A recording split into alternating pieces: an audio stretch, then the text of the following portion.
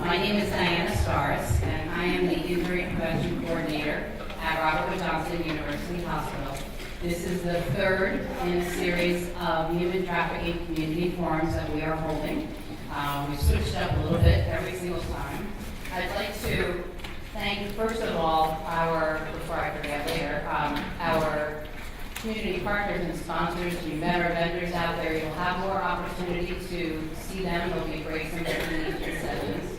And especially to thank the American Academy of Pediatrics of New Jersey, the New Jersey Coalition Against Human Trafficking, Prevent Child Abuse New Jersey, and there's the Middlesex County Prosecutor's Office, as we have been working together over the last year and a half now to get the information out about human trafficking, to raise awareness, to hopefully have you walk away with some new information and to be empowered to be able to go back into your community and do something about this horrible, horrible thing that we are experiencing here.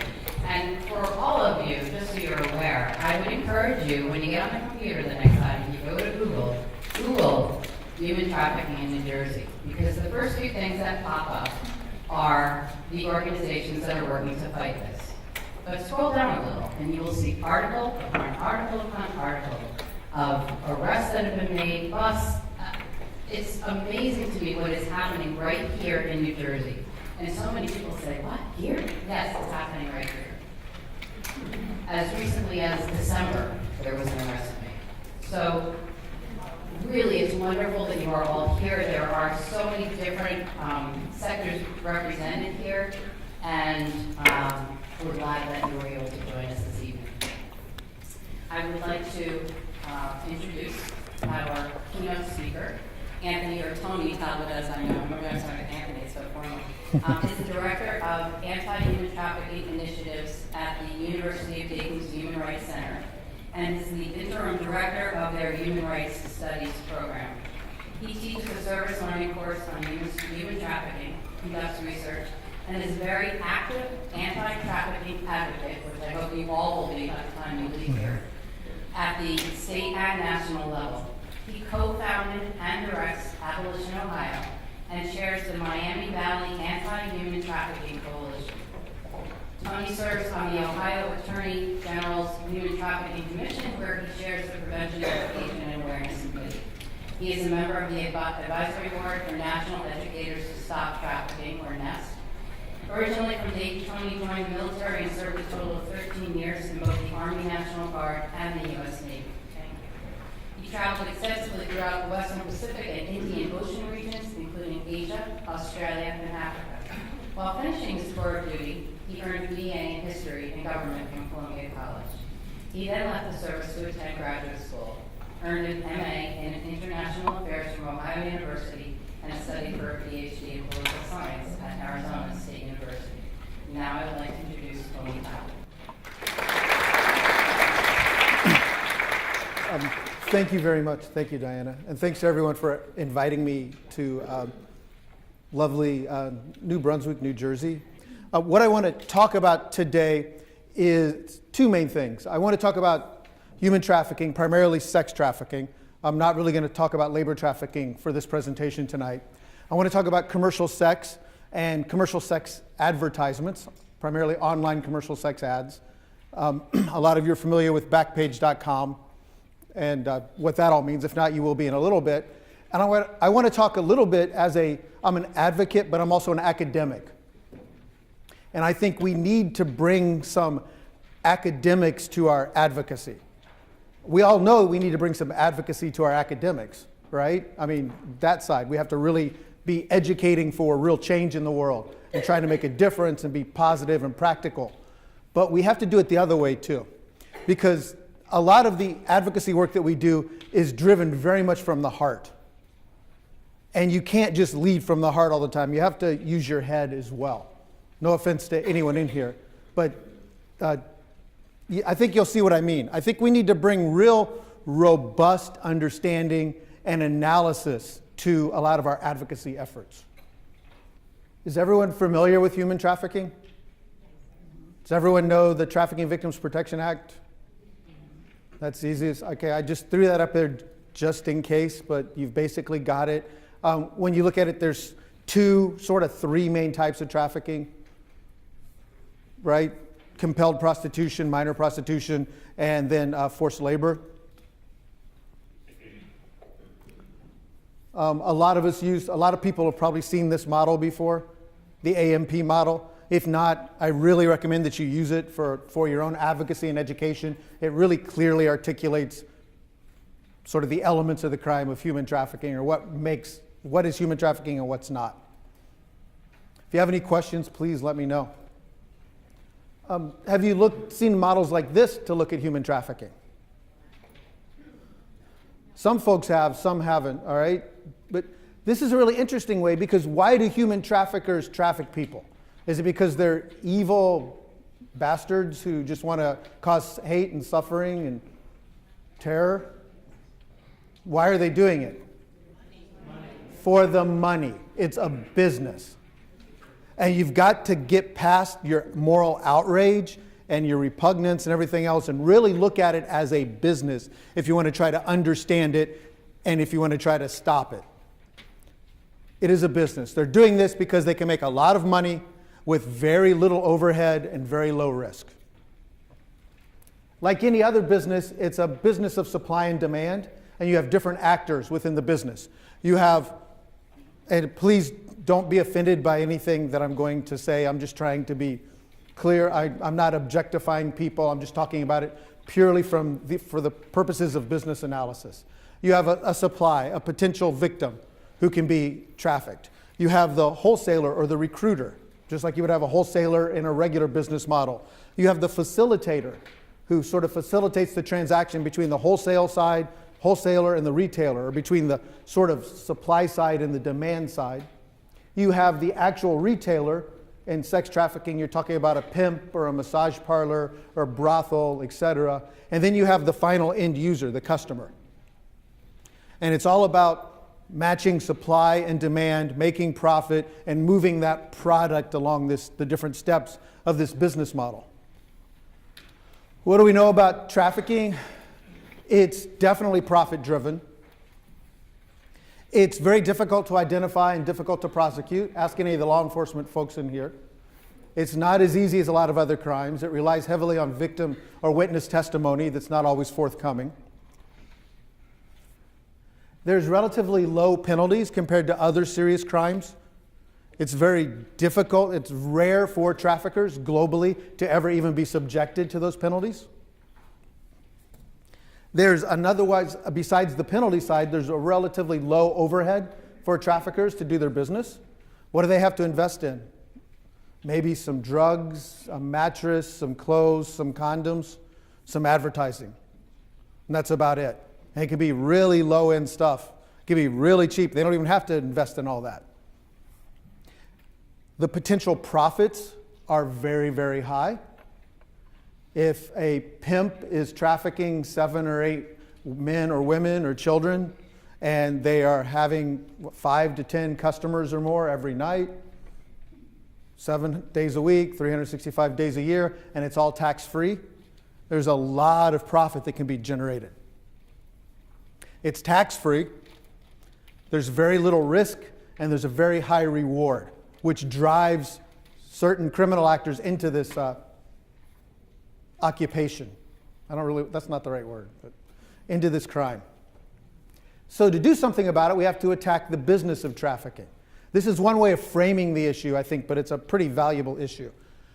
So we looked at those different elements. So at the supply side, what do you do to reduce supply? And I'm going to go over this really quickly. What I want to do for the next few minutes is just sort of step through this process and talk about different things we can do, and then start looking at actual application of this idea of analysis to the business model. And we'll look at sort of 2 different examples of maybe things that we can do. You reduce the supply. How do you reduce the supply? That's a lot of what folks in the room are doing, right? Education, outreach, awareness. You can do education and outreach to vulnerable populations to reduce their vulnerabilities. Or if we really want to end trafficking, you can ask any of the trafficking organizations, national, international ones. The only way we'll end this is to actually achieve social justice. So let's just eliminate racism, poverty, gender inequality, etc., and we'll eliminate trafficking. That's our long-term goal, and that should be everyone who's an anti-trafficking advocate's long-term goal, is to work towards social justice. We have to come up with some shorter-term and mid-term goals as well. We can decrease the incentives for wholesalers, for the recruiters. Various ways to do that. It's difficult to do, though, because the recruiter could be anybody, anywhere, going around, just going out to people, recruiting them, luring them into the life, and turning them over to somebody else. They're tough. A lot of those are just one-person operations, and they can pick up and move at any time. They're very difficult to go after. We can, the next step, increase the costs of transportation or facilitation. We can really go after the transporters or the facilitators. There's various ways to do that. If it's international or interstate, it requires international or interstate cooperation. So it requires the feds, or it requires the international criminal response. That's really difficult. That's a little bit above our pay grade for most of us in here.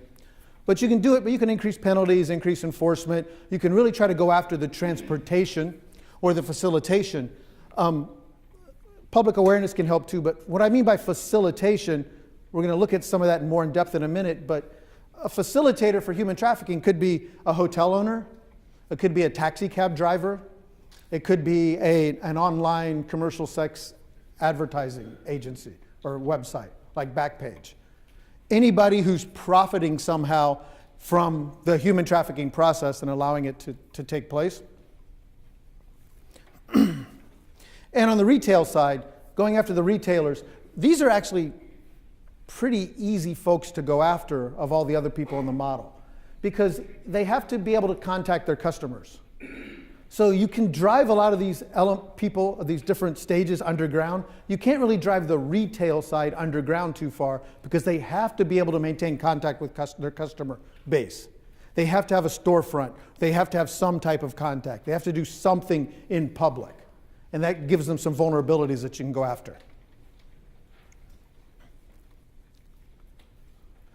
And of course, we can reduce demand. It is supply and demand. And the real demand reduction might be changing our cultural attitudes and values, reducing those vulnerabilities, reducing our culture of tolerance and acceptance for sexual exploitation, reducing our pedophilia is wrong. Everybody agrees with that. And yet, have you ever taken a really critical look at a lot of the advertisements that you see in magazines, in fashion magazines, in rock videos, in video games, etc., that seem to almost implicitly, if not explicitly, they're pedophilic. We tend to really imagine if you have someone who's seen as very attractive. I'll talk about women. You put a woman on an image of a woman on your screen. She's not quite sexy enough. How do we make her more sexy? Well, let's put her in like a schoolgirl uniform, or let's give her a teddy bear, or let's give her a big lollipop or something.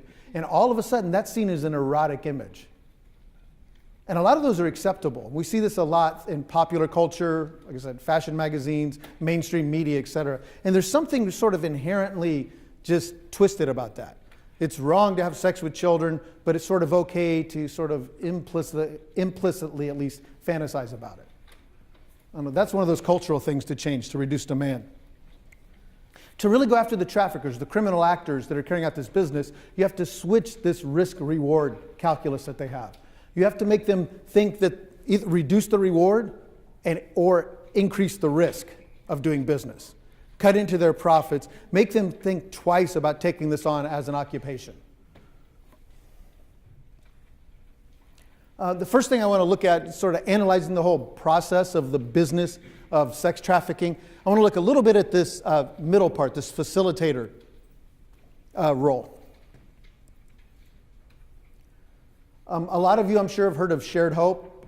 They're a fantastic organization. They focus on domestic minor sex trafficking within the United States. They do a grade card that rates every state in the U.S. based on their legislation and how it affects domestic minor sex trafficking.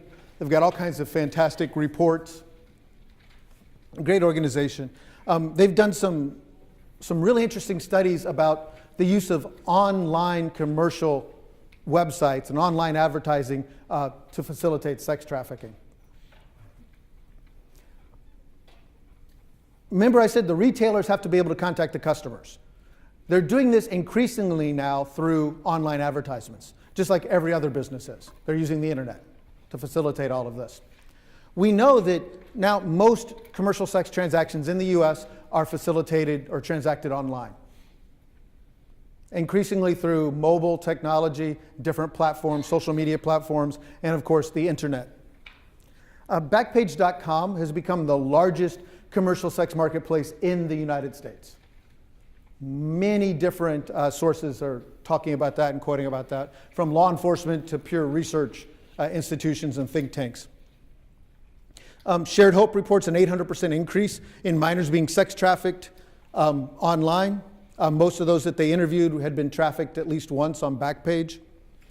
The AIM group did a fantastic report sort of evaluating nationally what Backpage was doing about commercial sex ads. They looked at a few major markets across the US, and they found that they were earning $37 million during this about 9-month period on just the ad revenue from the commercial sex ads on Backpage. A 2012 study by Arizona State University found that, now these ads on Backpage are escort ads. When they followed up in the greater Phoenix area on all these ads, they found out that 80% of them were hands down ads for commercial sex, ads for prostitution. They were not just escorts or time, no matter what they say. So these are ads for prostitution. This is another quote from the AIM group. As you can see, a lot of us had heard of Craigslist and the online classifieds of Craigslist. That used to be the largest commercial sex marketplace in the US. It's been surpassed a couple of years ago by Backpage. All right, so Craigslist was up, My Red Book was up. We took those down because we want to knock out all this online commercial sex advertising. It did not reduce it at all. It shifted around, it spread and fragmented to a few other sites, and then it rose back up to surpass the level it was at before.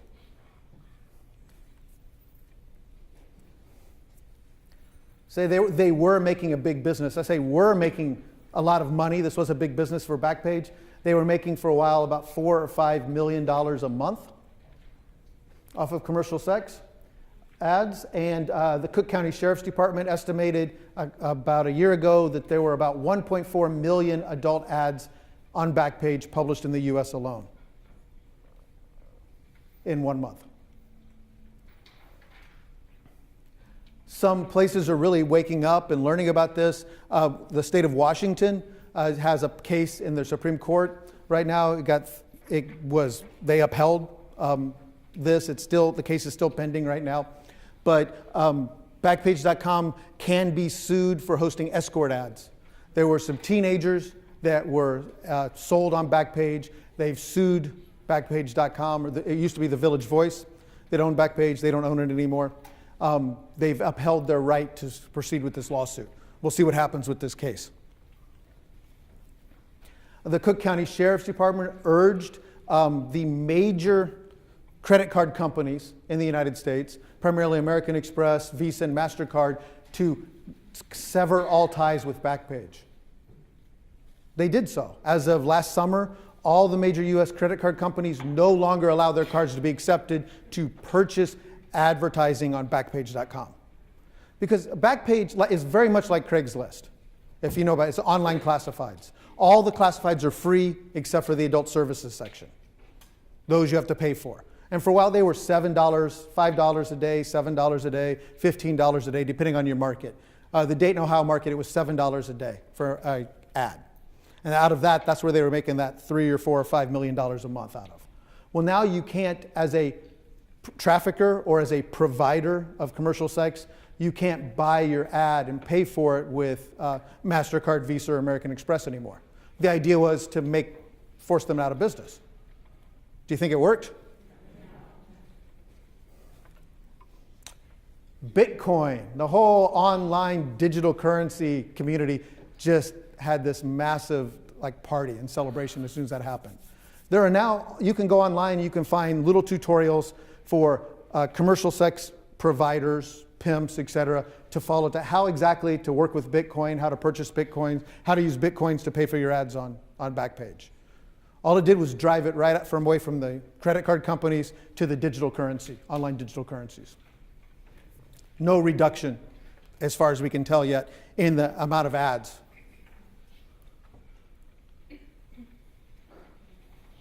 Backpage responds, "We stand firm in our belief that a domestic website that combats child sex trafficking in collaboration with law enforcement is more beneficial to victims than driving the problem to underground or offshore sites.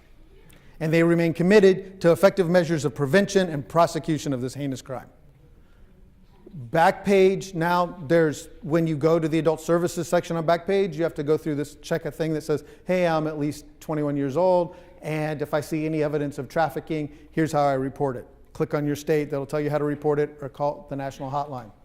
They say they police their ads very as much as they can to reduce any child or minors images being depicted, and federal law enforcement will tell you that Backpage returns a subpoena faster than anybody when you want to get information about an ad. They cooperate fully with law enforcement. Just trying to make this complicated for folks. I wish it was clear cut. We could say good people and bad people, and this is what we should do. I'm not really sure what we should do about this yet. Everything we've done to try to reduce the online commercial sex ads and the online commercial sex market has failed so far. And then there's another perspective. This is something that's a little controversial, maybe, but before Craigslist went down, my Red Book went down. And this was a quote from a commercial sex worker, a commercial sex provider who used to advertise on that site. So when it went down, she lost her ads, she had to go back to being a street prostitute.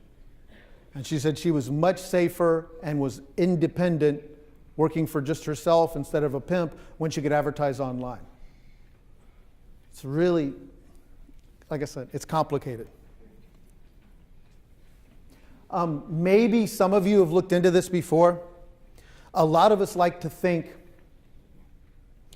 very clearly, okay, human trafficking is bad. Sex trafficking is bad. It's always bad. Anyone who's engaged in it is a victim who needs to be rescued and pulled out of it. Those of you who have worked with survivors or worked with current victims know that it's not always that clear or that easy. Not everyone accepts this label of victim. Some are in denial. Some have been, let's say, brainwashed. They've been manipulated. But we don't really have the right in all the cases to flat out tell an adult that the decision that she or he made is completely wrong and they don't have the power or the agency or the free will to make a decision for themselves. That they must just be, oh, you're just deluding yourself, you're obviously a victim, we're here to help you, we're here to rescue you. This is some real thorny issues about, well, patriarchy for one thing. We can say that sex trafficking, of course, and prostitution, commercial sex, is a patriarchal structure of oppression of women and violence, objectified violence against women. But at the same time, if you're taking away the woman's choice completely and telling her there's no way she could freely choose this on her own, she's got to be mistaken, you're taking away her adulthood. You're taking away her right to make a decision.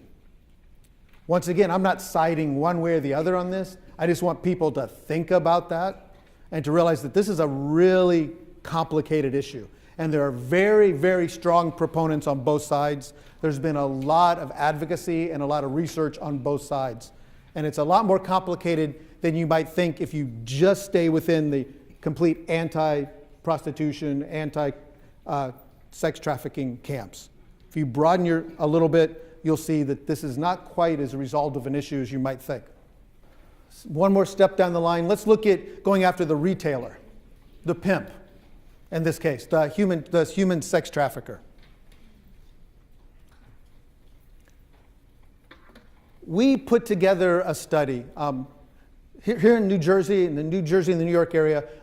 When you had the Super Bowl, you had this really great study of Backpage. and Backpage Ads over an extended period.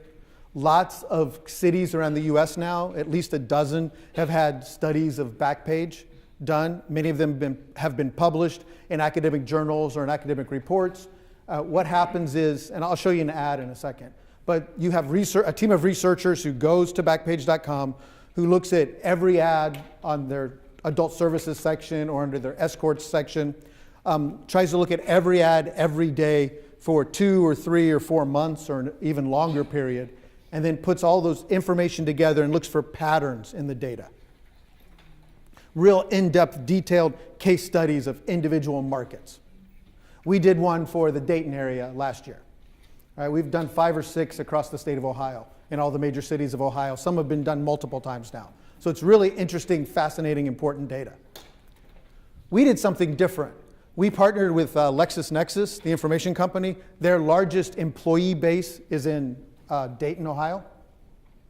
We got 25 researchers from LexisNexis. I paired them up with a few graduate students and a lot of undergraduate students who had gone through my human trafficking class.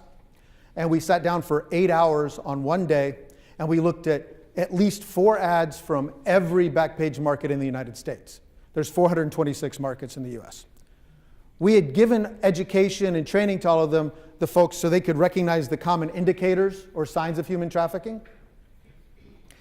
They learned what data we were looking for so they could record all of that. And then when they had that gut feeling or something flagged in their mind that this could be, something was suspicious about this could be an indicator of trafficking, they flagged that ad.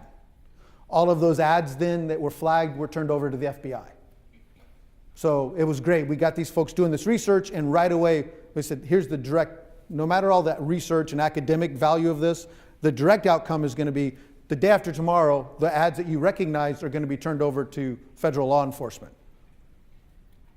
So it really got people motivated. All the ads we looked at, they were under the escort section. The escort section is for female escorts.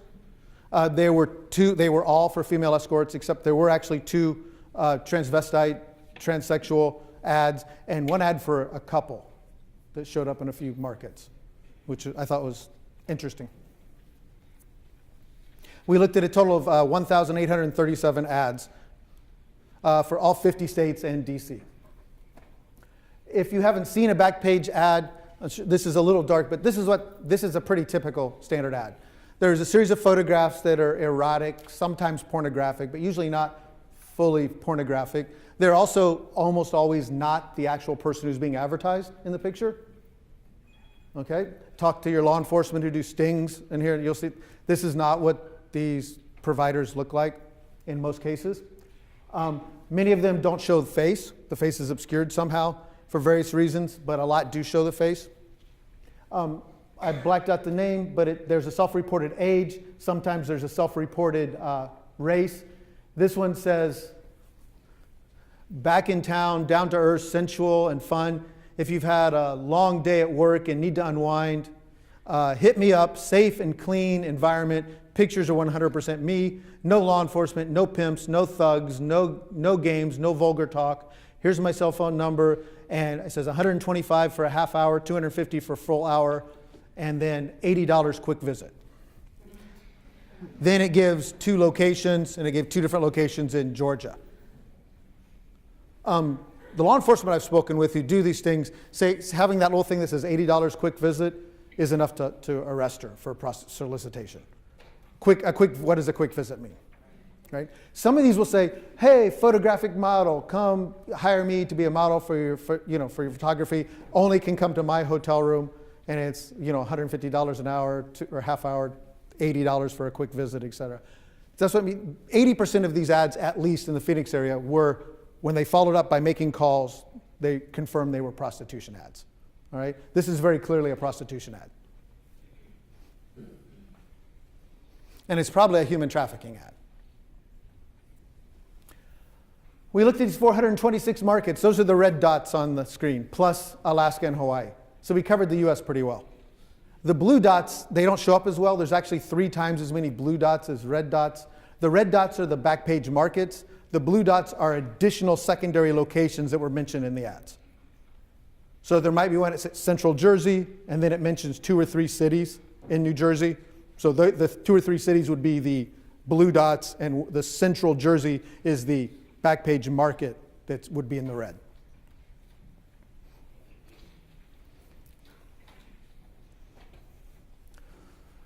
Sorry.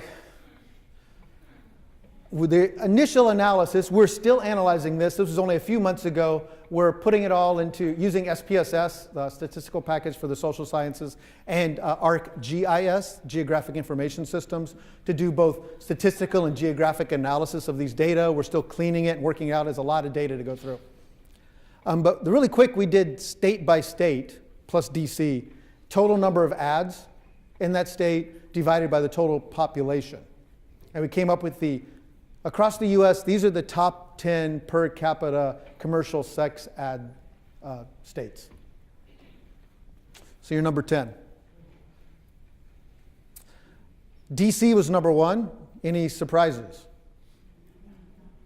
Vegas, number 2. Nevada, Las Vegas, number 2. Really no surprises for number of ads per person. Washington State, 3rd in the country per capita. Then New York, no real surprise. California, Texas, Colorado. Okay, Illinois makes sense with Chicago maybe. Florida, and then New Jersey rounding out the top 10. There were only 4 markets in New Jersey. We'll look at those in a second. But it's just North Jersey, Central Jersey, South Jersey, and Jersey Shore. And that was it. A lot of other places they go city by city. But some other states they do regions. They do just regions here. Out of those 4 markets, the average number of ads per market was 268 ads, and there were total in that one day of 1,073 ads. We looked at the highest number of ads today, the day we did it, and the day before. And whichever the one of those was higher, that's what we reported as the total number of ads. Because we did some early in the morning, some late at night, across the US, and there were different time zones involved. So we looked at the higher number, whichever was the higher number from yesterday or today when the researchers were working. Said in the US we had 1,800 ads. I'm sorry, in the sample we only had 17 ads from New Jersey. So we can't really draw any conclusions from these. I'm just showing them because, for this audience, they're of interest. When we look at the racial breakdown in the USA, 57% of the providers were either self-identified as white or were identified by our researchers through the photographs as white. If they weren't sure, then they put them down as non-white. Okay? 20% were black or African American, 6.7% multiracial. Those were people who identified as biracial, multiracial, etc. About 6% Asian, 5% Hispanic, about 5% other. In New Jersey, it was 47% white, 20% black African American, 13% Asian, 13% Hispanic, 7% multiracial. Remember I said they flagged ads that they didn't understand or that they thought were potentially trafficking. Of the flag nationally, 27% of the ads were flagged. In New Jersey, 24% of these ads were flagged as being suspicious by the researchers.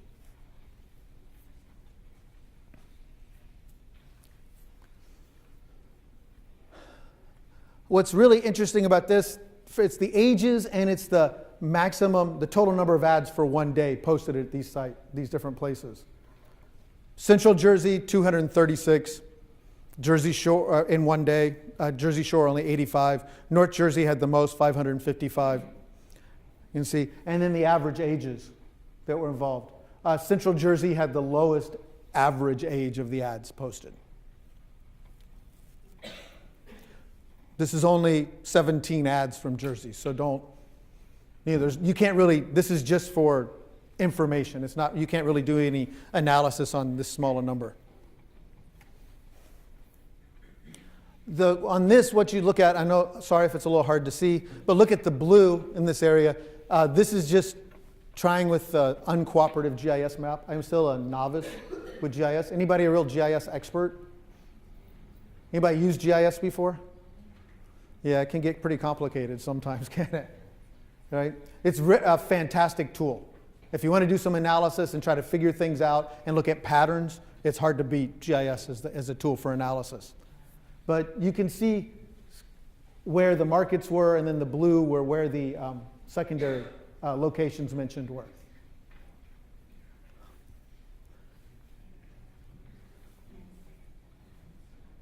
Is anybody looking at their hometown market?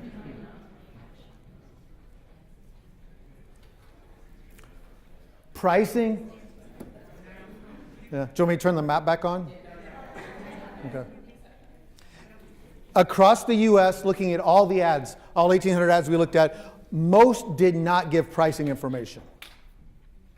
All right? The ones that did, you can see the percentage of the total, the ones that gave. And when you're talking about pricing, there's 3 different types of pricing information you can have. All right? These are all per hour.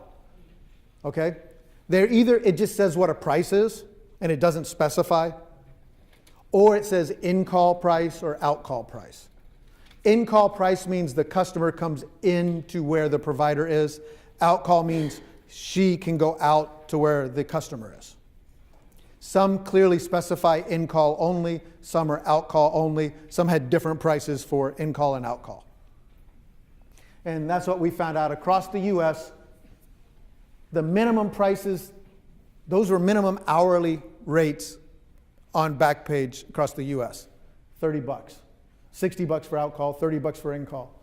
The maximum it was rates per hour was around $500 per hour on Backpage. In New Jersey, there were only 4 of the ads that mentioned price, and it ranged from $150 to $225 per hour. Does that seem right for the advocates in the room?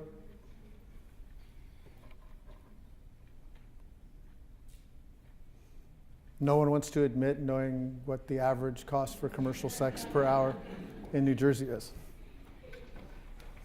You get in weird conversations with people in airports and stuff when you're working on your presentation, or they overhear you talking on the phone when you do this for a line of work. One way we can track these, a lot of them, they almost all have phone numbers or some way to contact them. They're ads, right? They have to have some way to contact. A lot of folks from our local law enforcement and the folks around Ohio, they're saying that at least half the numbers still are valid numbers. Some are just quote unquote burner phones, right? Just numbers that they pick to use and change, and they're not really valid numbers. But a lot of these providers have their phone number, and it moves with them. Because some of them have national circuits. That's one of the things we're going to be analyzing and looking at are the circuits, and they want to keep the same phone number as they travel across the US. So we look at the area codes of the numbers. These are the ones from Jersey. Most of the phone numbers reported in New Jersey Backpage ads were from New Jersey, as you can see, but there were also some from Pennsylvania, Florida, Texas, and New York. So 609, 732, and then 862, 201 area codes were the most common. Does that make sense? For population-wise? Okay. I really thought there'd be more New York area codes, but there weren't.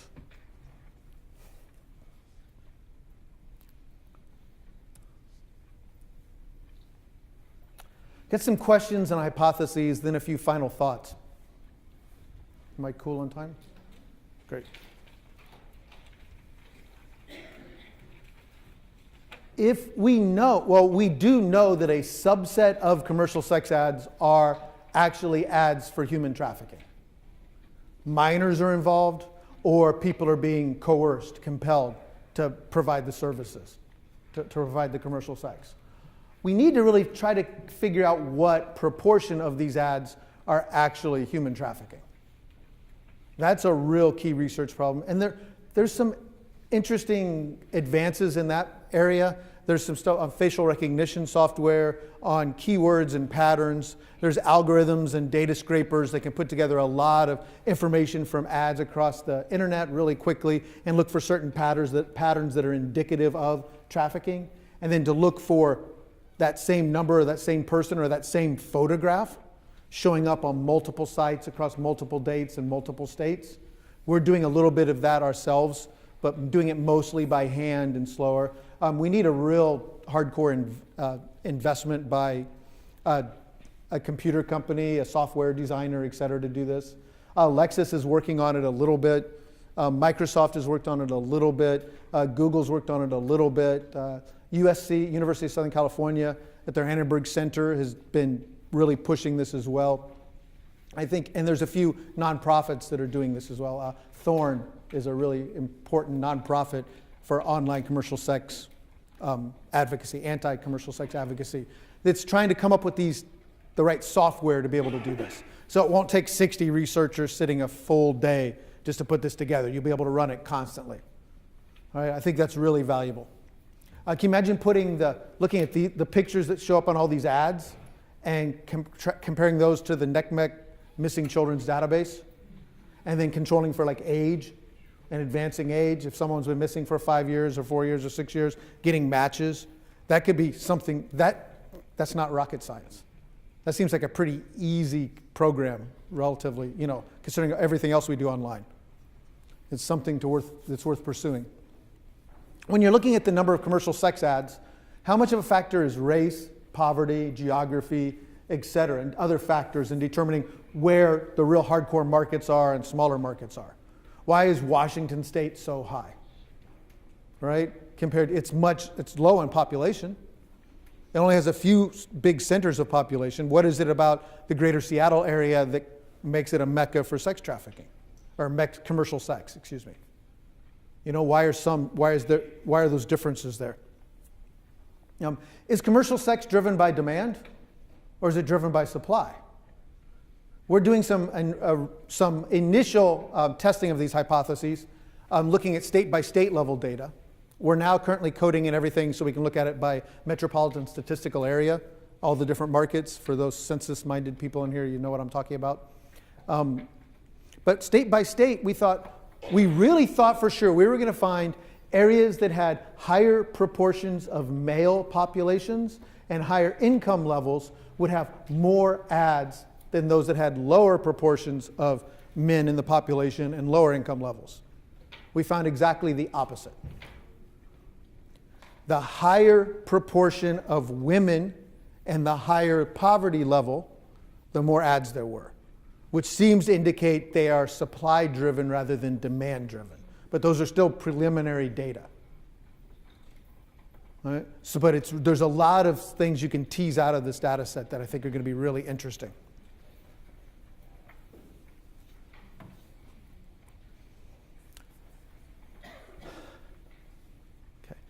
Don't tolerate or support human trafficking, especially sex trafficking.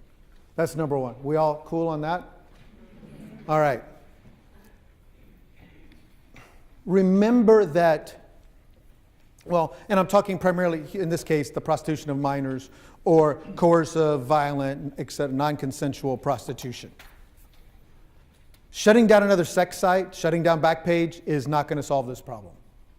I hate that Backpage is making money off of this, but shutting it down is, how can I do this research if this fragments to 50 different sites? How can law enforcement do stings if it just keeps fragmenting and moving all the time? I don't know what we've got to do, but so far, shutting them down didn't work. Taking away their funding sources didn't work.